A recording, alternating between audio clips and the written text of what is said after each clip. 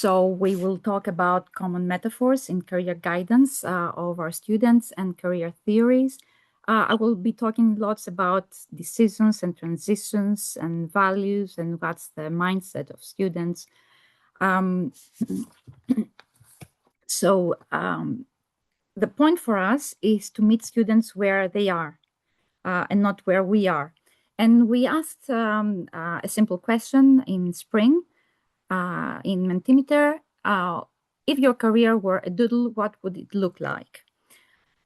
The majority, there were 42 students who answered that question, and the majority said that it would look a squiggly line with twists and turns and surprises.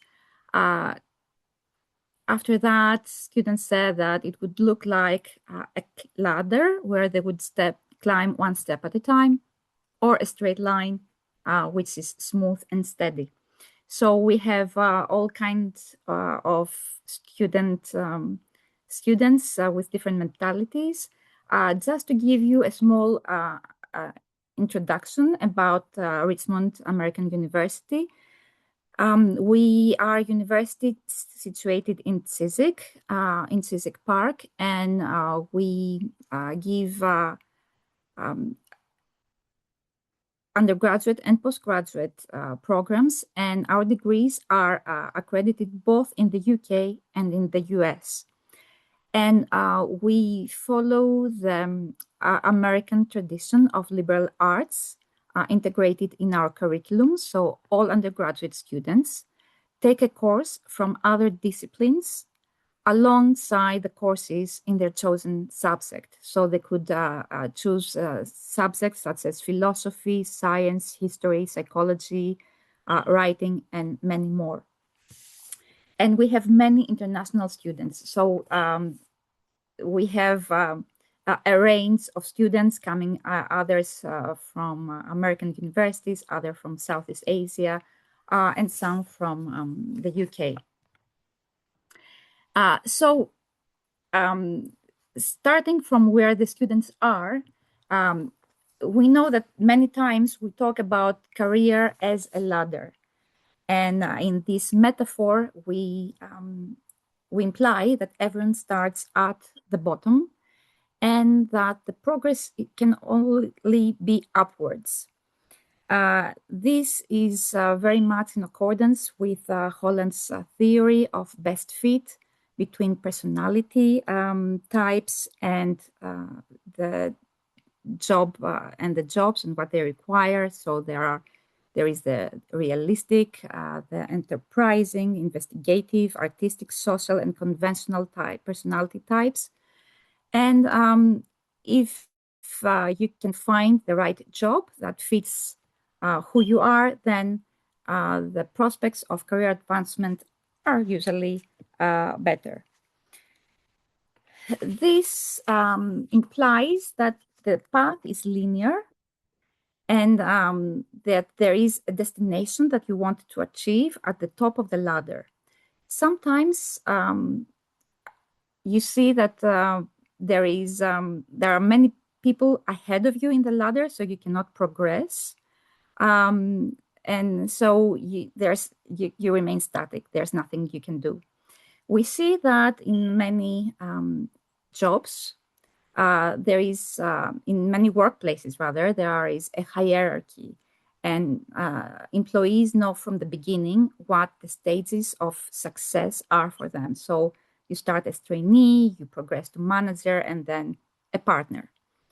And we also see many people, especially in previous decades, that start within a company and finish within that company.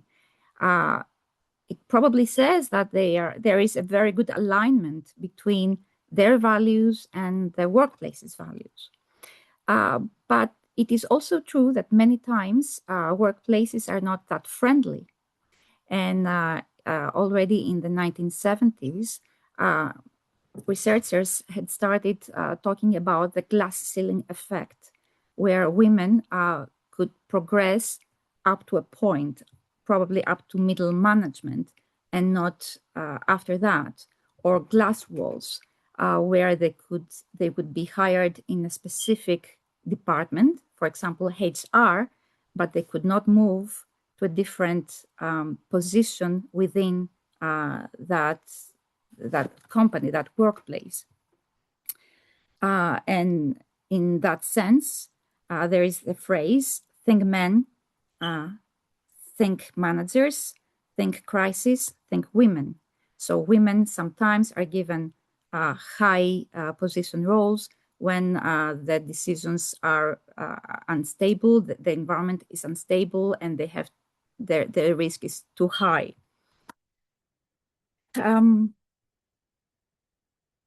Another phrase that we hear very often from our students, and generally they say that I open a cycle here, I close another cycle. And this has to do with the different life stages that we go through. And Super, in his career development model, talks about self-development that develops through times and goes through stages, growth, exploration, establishment, maintenance, and decline. And skills grow organically within every stage. Sometimes vocational maturity is not defined to a chronological time because we change from one cycle to another. But what is true is that change is inevitable and that a constant within every cycle is lifelong, is the continuous learning. And the kaleidoscope career model also talks about the fluidity of the needs of people and that they are influenced by parameters such as the authenticity between the individuals and the organization's values, the balance between work and non-work demands. We have many roles in our life. People start families, or they become carers, or they place more value in their leisure time. And then there is the parameter of the challenge between having increased responsibilities and advancement. And that is something that success, how can it be measured? Because sometimes the different generations have different career needs.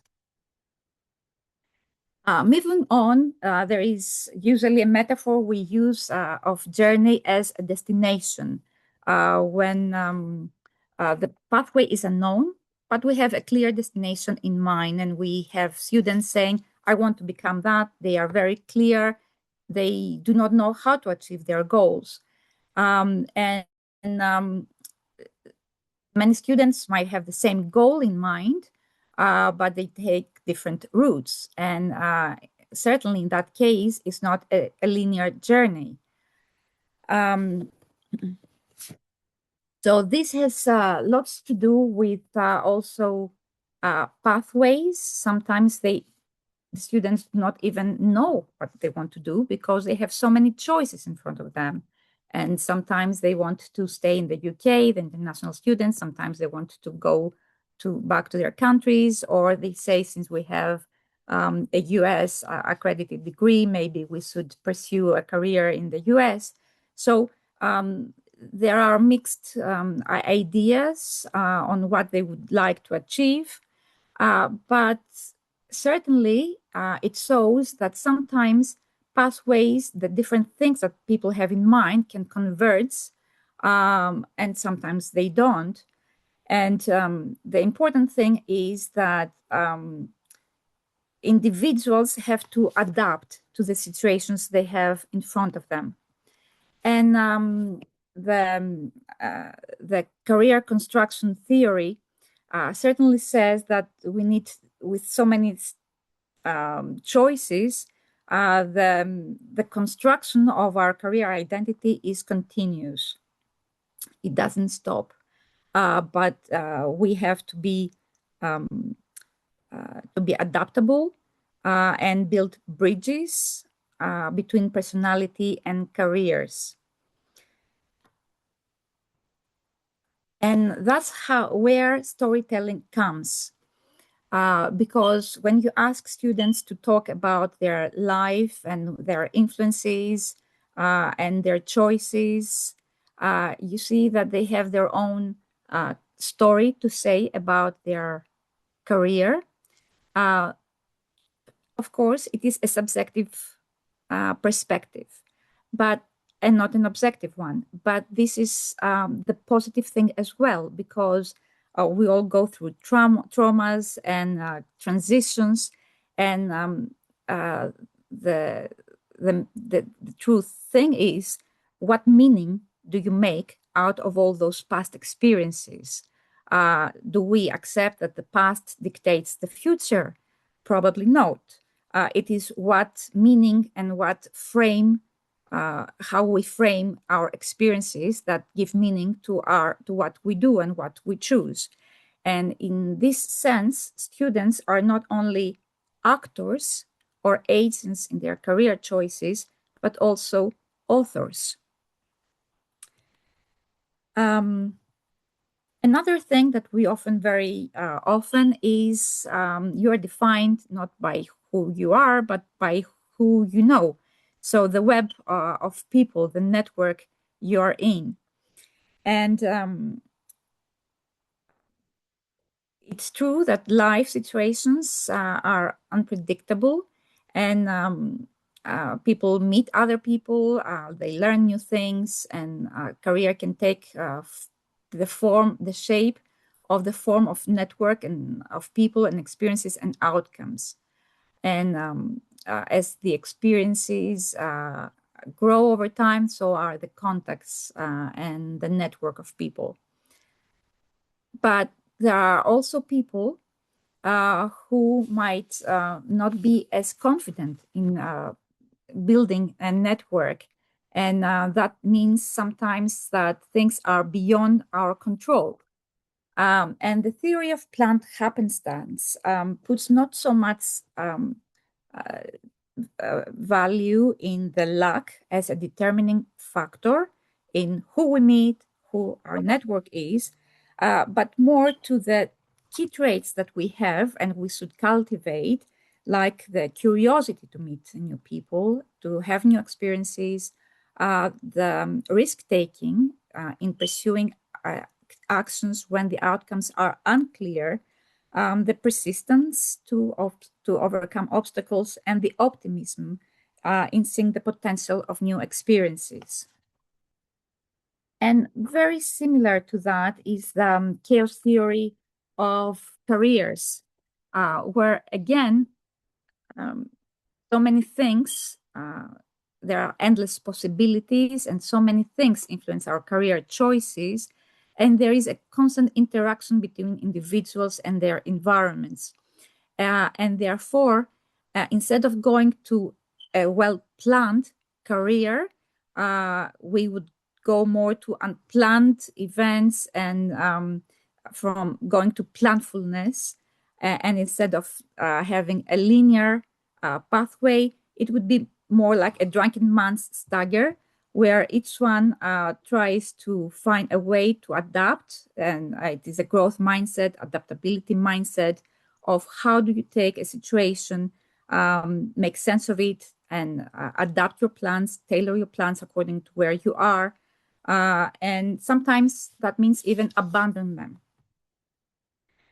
So these are some of the things that we discuss with our students, taking where they are and using metaphors that they can relate to. And at the end, we would like them to know that nothing in the careers pathway is objective, but it is their adaptability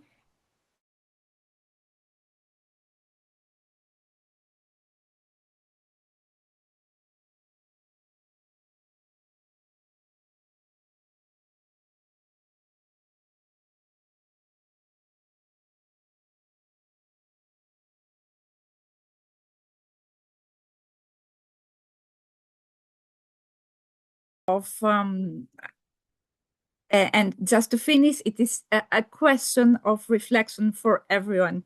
Which metaphor is more fits more with our career journey, because we all have our different journeys and probably different destinations at the end.